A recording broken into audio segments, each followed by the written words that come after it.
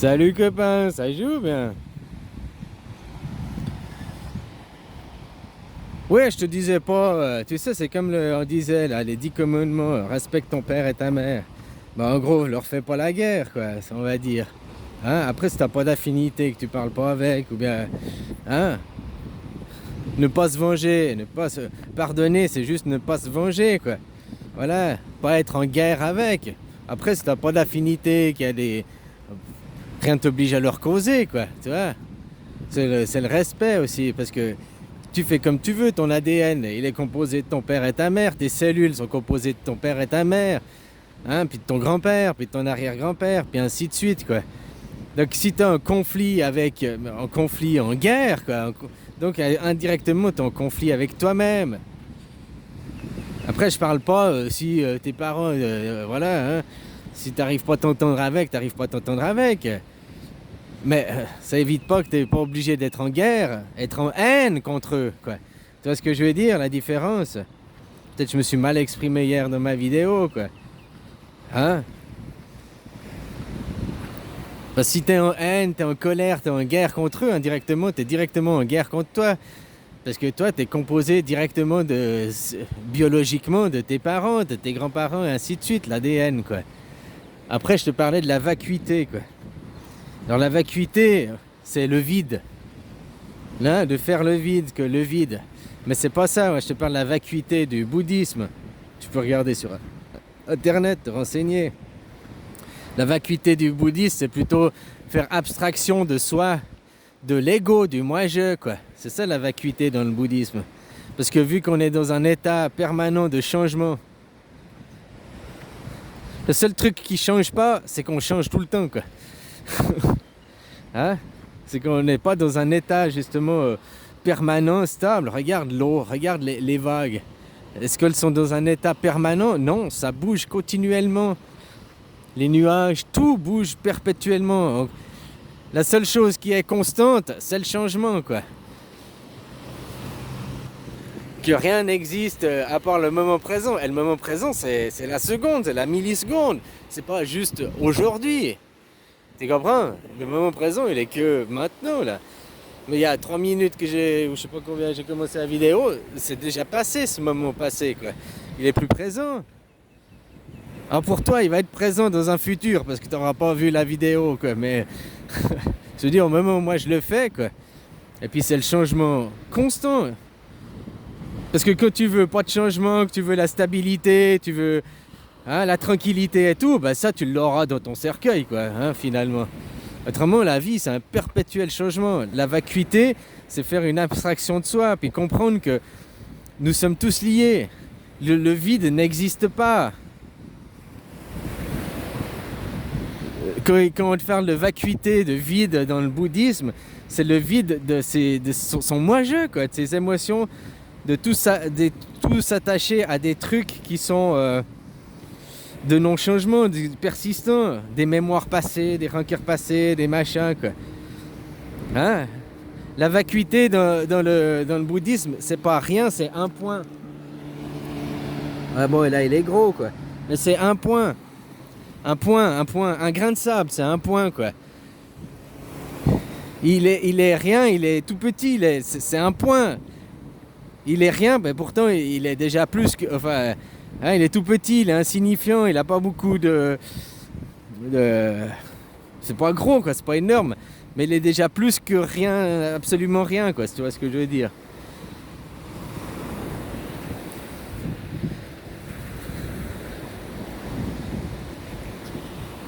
Alors dans ce monde, c'est un changement permanent, c'est constamment la seule chose, la seule constante qu'il y a, la seule permanence qu'il y a, c'est que c'est un changement constant, un changement permanent, quoi. Que rien n'est figé, tout le temps tout bouge, quoi. Même ce que tu vois pas, l'air là et tout, les ondes, la matière, tout est au niveau atomique. Tu regardes même un mur en briques qui est figé, qui est là, que tu regardes au niveau d'atomique, il y a une agitation moléculaire, quoi, atomique, des atomes. Donc rien reste. Tout est en changement permanent. Et la vacuité, c'est surtout faire l'abstraction de ses émotions, l'abstraction de son ego, l'abstraction de pensée, pour être vraiment en présence du moment présent, quoi. Sentir les choses.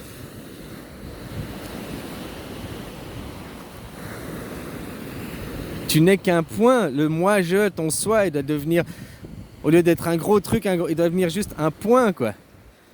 Un point qui n'est finalement plus rien. Ce sera jamais rien, quoi, parce que mais qu'ils le prennent le moins d'importance possible.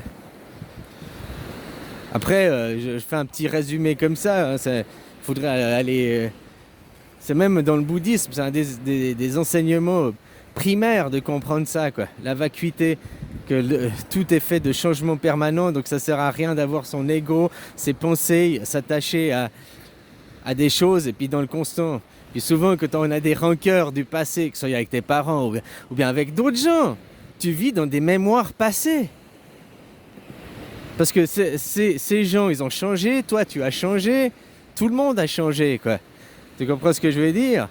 Puis quand tu parles de, ouais, blablabla, à l'époque, blablabla, c'était comme ci, c'était comme ça, à un moment donné, à un instant T, mais cet instant, il est derrière, il est passé, il n'est pas au présent. À part si toi, de ta mémoire, justement, tu le fais vivre, que tu n'es pas dans la vacuité, dans le vide, quoi. C'est ça quand on dit tuer l'ego. Tuer l'ego, c'est comme c'est interprété dans le monde occidental. Mais en réalité, c'est arriver à faire la vacuité, quoi. Tu vas jamais tuer ton corps, machin et tout. Tu auras toujours une certaine présence. Mais que ton moi-je, toutes tes pensées, toutes tes mémoires soient de plus... qu'elles n'existent pas. De toute façon, c'est que de l'abstrait. C'était qu'à un moment T. C'est pas au présent, c'est pas maintenant, quoi. Et tout ça, c'est des choses qui t'empêchent d'avancer, qui te limitent. Alors maintenant, je parlais de conflits avec des parents ou des amis, mais maintenant, tu fais la même chose pour l'enseignement.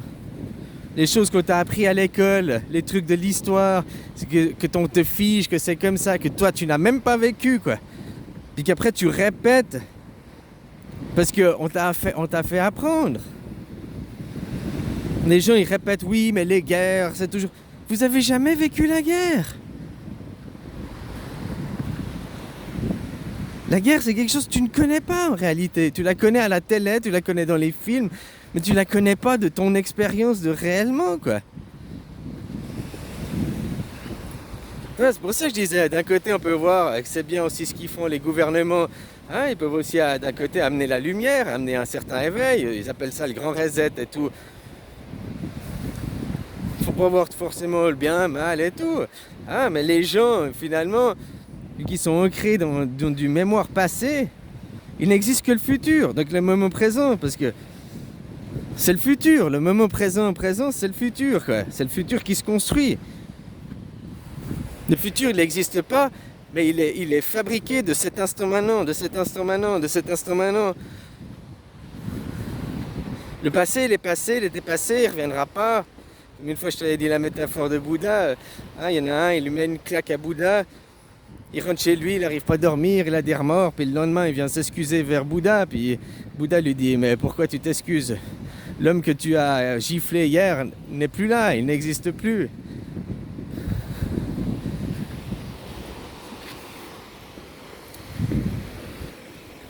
Voilà, quoi. Puis oui, je suis d'accord. Oui, les mondes, l'homme blanc, un copain me disait dans les commentaires. Mais oui, c'est le problème. Alors, c'est pas que l'homme blanc, mais c'est lui qui a fait les fondements de la civilisation dans laquelle on est. Le capitalisme. Le plus gros problème, si on est maintenant aussi qu'on respecte pas les sols, qu'on respecte pas les gens, qu'il y a des différences, c'est lié tout ça aussi au capitalisme. Et le capitalisme, il est mort. Il vit sous perfusion, là. On te fait croire que c'est encore l'avenir. Alors que c'est mort. C'est mort. Il est même enterré déjà. Sauf que les gens, ils n'ont encore pas réalisé, ils n'ont pas ouvert les yeux, quoi. Et tant qu'on sera dans un monde capitalisme qui, pour le capitalisme, il faut toujours vendre plus, toujours avoir plus de clients, toujours avoir plus de rendement, c'est le problème de ce monde aujourd'hui, à l'heure actuelle. C'est parce qu'on est basé sur le rendement, qu'il faut toujours vendre plus, il faut toujours faire plus de profit, toujours plus de bénéfices.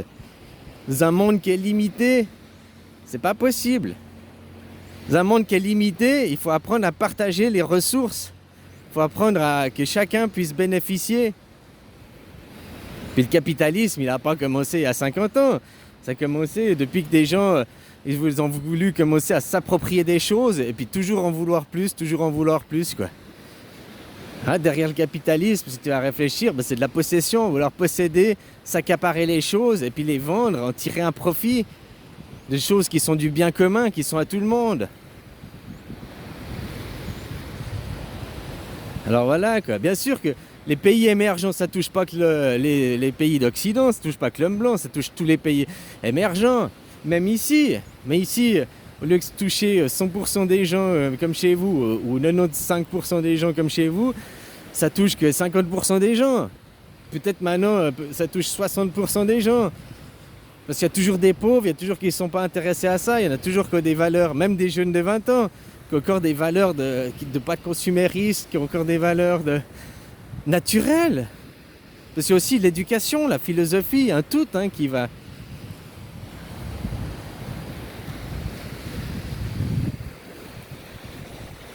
Alors voilà, c'est pas... Regarde les Chinois, avant ils n'étaient pas comme ça fait 50 ans, ils se sont mis au capitalisme, ils vous ont tous niqué. Avant ils n'étaient pas dans le capitalisme, les Chinois, quoi. Ouais, puis il y a 50 ans, 60 ans, ils se sont mis au capitalisme, machin, ils étaient poussés par la mondialisation et quelque part, regarde ça comme... C'est ceux qui ont raflé la mise, c'est eux qui ont gagné. Toutes les entreprises sont là-bas, tout. La Chine, si maintenant ils ferment ses portes, ils disent on produit plus pour le monde extérieur. Putain, regarde déjà les problèmes avec les masques, les problèmes avec les produits électroniques, regarde tous les problèmes que ça a causé, quoi. Donc qui c'est qui a su tirer son épingle du jeu puis a dominé, gagné cette partie de jeu du capitalisme? On peut dire que c'est les Chinois. Puis les grands perdants, c'est les Européens. Européens, Américains, quoi.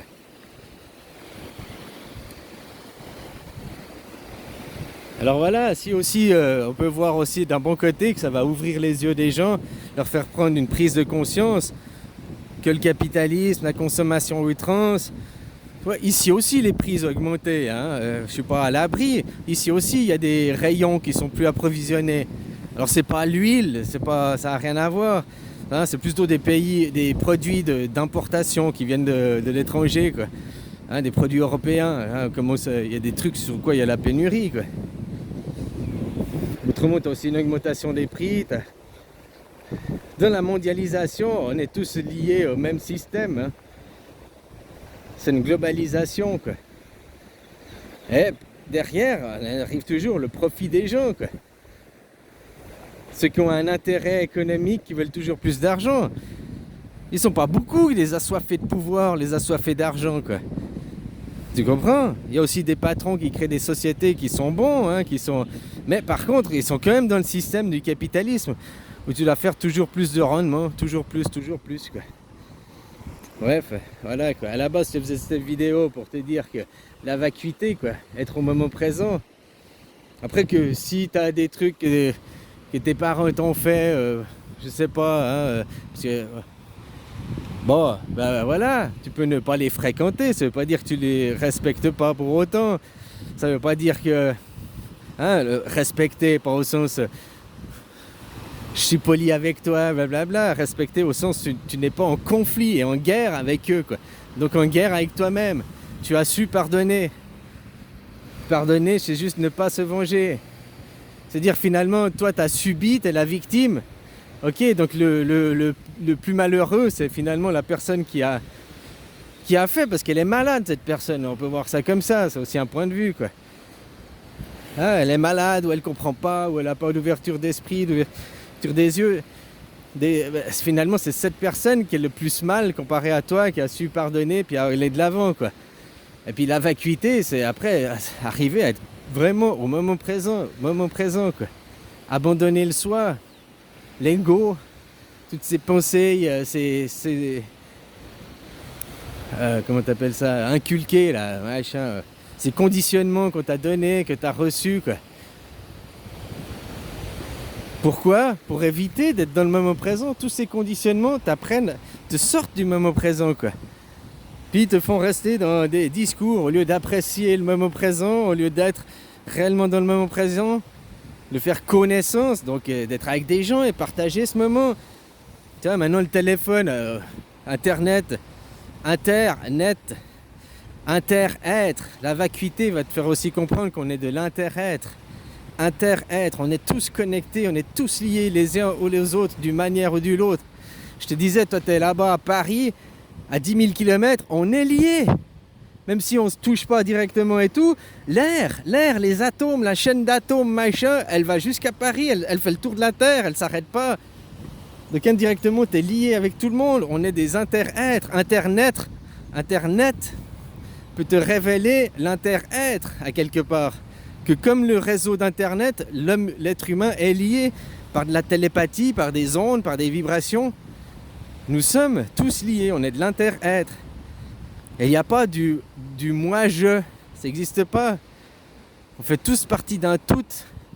On est tous une petite pièce de puzzle du grand tableau, quoi. Du tableau que nous créons.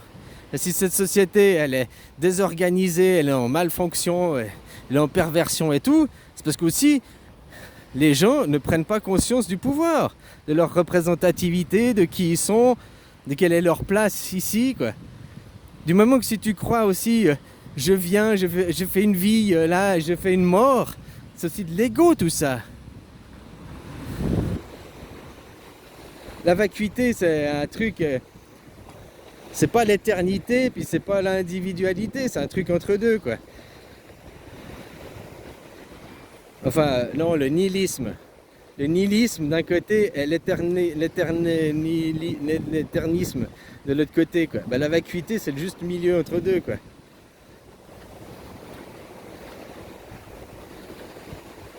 Mais voilà, c'est l'abandon du soi, l'abandon de ses pensées, et être au moment présent. Parce que nous sommes dans l'inter-être. Et les gens maintenant, comme je t'ai dit, sont dans le par-être. Quelque chose qui part l'être. Qui empêche d'être. Et ça, c'est le conditionnement. L'histoire, les livres, maintenant la télé, Internet, c'est un outil génial, machin, pour pouvoir apprendre des choses, pour pouvoir communiquer. Mais c'est en même temps une perdition, quoi, tu vois. Après, c'est l'utilisation que les gens, ils en font. Mais justement, ça te fait aussi surtout quitter ton être, parce que tu ne cherches plus à aller faire connaissance. Connaissance, c'est pas je discute avec un mec qui est à l'autre bout du monde par Internet. Oui, tu fais une certaine connaissance, je dis pas l'inverse, mais t'es pas dans la présence. Si tu rencontres quelqu'un là en face de toi et que tu discutes yeux dans les yeux et tout, c'est pas du tout la même connaissance. Ça peut être la même personne, hein, mais le rapport n'est pas du tout le même. Tu n'as pas son énergie, tu n'as pas sa vibration, tu n'as pas... Tu comprends? Même si tu vois que tu fais une vidéo, tu vois des émotions physiques, t'as pas l'énergie dégagée, t'as pas son aura qui est en train de toucher ton aura directement, quoi. Voilà, donc la connaissance. Maintenant, les gens, ils ignorent leurs voisins et tout, machin, ceux qui habitent le même village. Mais je connais les gens à l'autre bout du monde, quoi. Alors, tu vois, Internet, c'est un outil génial, mais en même temps, c'est un gros outil de perdition, comme beaucoup de choses. Comme beaucoup de choses, il y a les deux revers de la médaille. Et après, c'est la voie du milieu, le juste milieu. Si tu l'utilises que pour regarder des films, te distraire, machin et tout, ou bien si tu l'utilises que pour faire des recherches, étudier, hein, ça c'est aussi après à toi, tu as le libre arbitre. Voilà, quoi. Bon allez, bisous copains, belle journée.